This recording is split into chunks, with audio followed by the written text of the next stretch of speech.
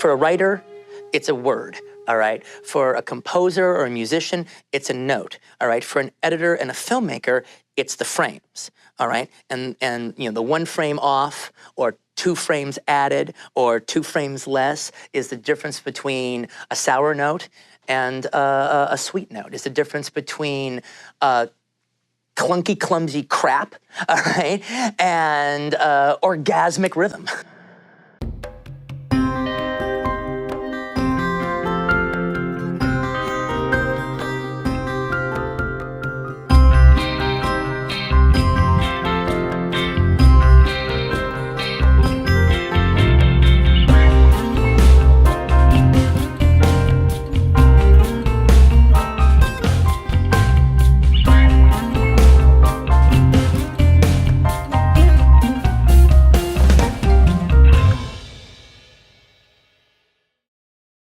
Before the invention of editing in film, the concept of editing existed in other entertainment forms like scene changes in live theatre and flashbacks in literature.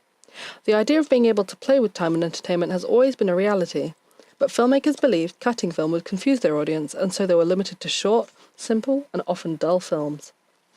In 1878, photographer Edward Muybridge was commissioned by Leland Stanford to prove that at a point of a gallop, a horse had all 4 feet above ground and is briefly airborne. To do this, he set up 12 cameras side by side along a track attached to wires that would trigger the shutters. As the horse galloped past, the cameras took 12 photos in rapid succession, which Muybridge developed on site. After seeing all the images, he and Stanford discovered that the theory was indeed correct, and the horse is briefly airborne. This was an early form of stop-motion animation, which helped guide the film industry in the coming decades. 17 years later, after having been invited to Thomas Edison's exhibition of his newest invention, the kinetoscope, the Lumiere brothers took inspiration to improve this unpatented machine to show and project films and animations to an audience of multiple people rather than just one. In 1896, the brothers created over 40 films showing everyday French life, or early short comedy sketches. After having seen these films a few times, the general public began to find them boring because they could see all these things in person, in colour, and with sound right outside their homes. In other words, the novelty had worn off.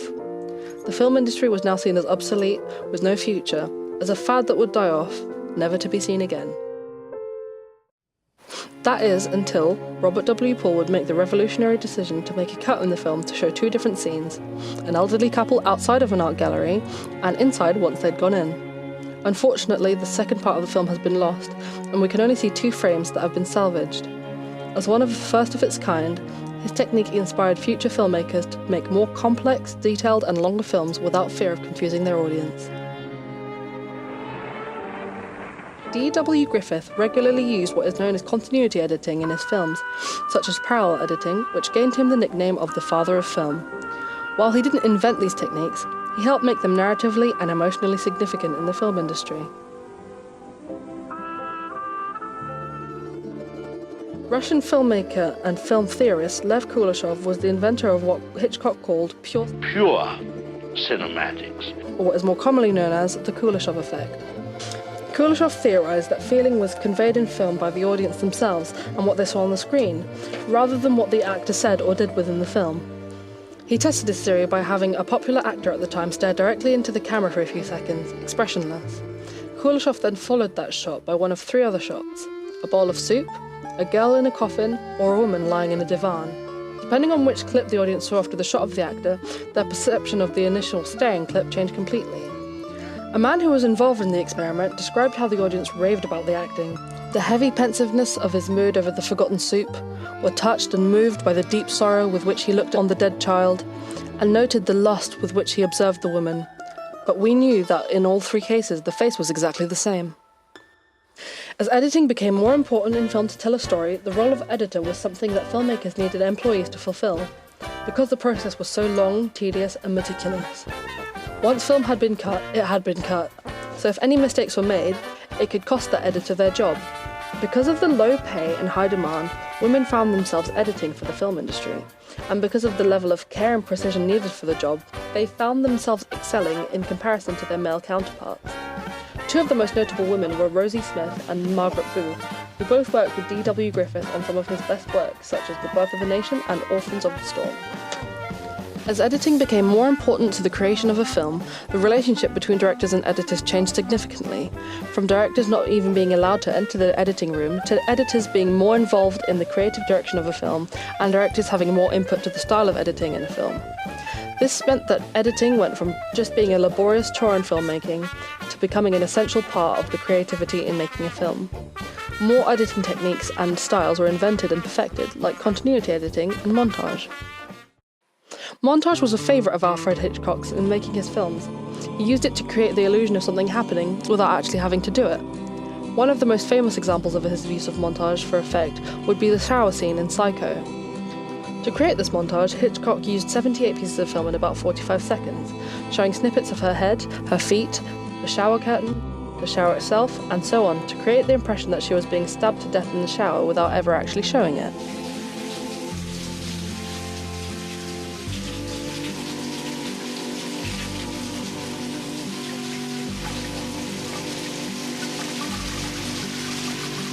Before Hitchcock revolutionised the use of montage, it simply meant an assembly of clips with no real thought put into it.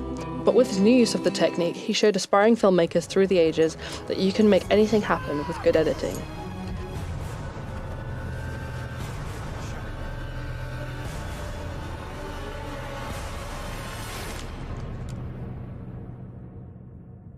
Today, some editors are long-term collaborators with directors and become each other's first choices on new projects. Editor Sally Menk has been working with Quentin Tarantino since his 1992 film Reservoir Dogs as editor, and has been editor for all of his most successful films since. When I was doing my first movie, the only thing I knew is I wanted a female editor, because I just felt a female editor would be more nurturing to the movie and to me. I wouldn't try to be winning their way just to win their way, all right? They wouldn't be trying to shove their agenda or win their battles with me. They would be nurturing me through this process. Come here! You're gonna kill me, man! You fucking got that! Hey! I think editors play a big role with directors in giving them support, making them feel like they can look at something that may have trouble or problems and be comfortable enough so that they can approach those problems.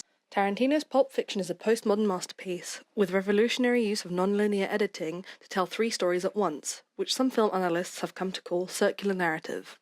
The narrative structure is completely non-chronological, and so the editing needed to be seamless. If Pulp Fiction had been shown to an earlier audience, it would have been terribly received, because of its heavy reliance on our subconscious understanding of editing after it had become common practice in filmmaking.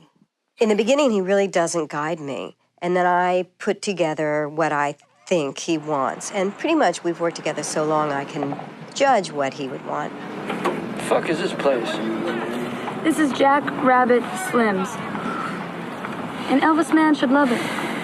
Come on, man, let's go get a steak. You can get a steak here, Daddy-O. Don't be a... Oh, after you, kitty cat. Initially, I had it like really long. It was like a date in real time, all right? And it was sort of like Sally's job to kind of like, you know, little by little convince me to bring it down and bring it down and bring it down. And it still could be funny. You would still have what I'm talking about, but maybe it wouldn't be so painful.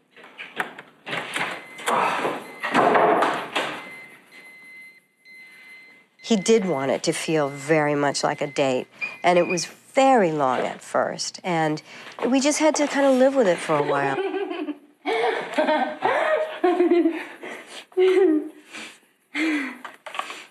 Just like, you know, letting me live with it long enough so I could eventually, okay, I've had it enough, I've seen that enough, okay, maybe now I can lose this part. Okay, so now it was like here, and now it's like here. Finally, we'd bring it down, and then I kind of brought it too far down, and then he said, we got to bring it back out. That's it. No more, no more, no more, no more. This is not a video. We do that for 8 months, so intense. I see him more than my husband. And sometimes I, you know, get annoyed with her for not reading my mind 100%. I mean, all right, you know, it's not good enough that she reads it 80% of the time, all right? We work very intensely together, and it's kind of amazing that we still like each other. If I was with my husband that long, I don't think I'd like him that much. So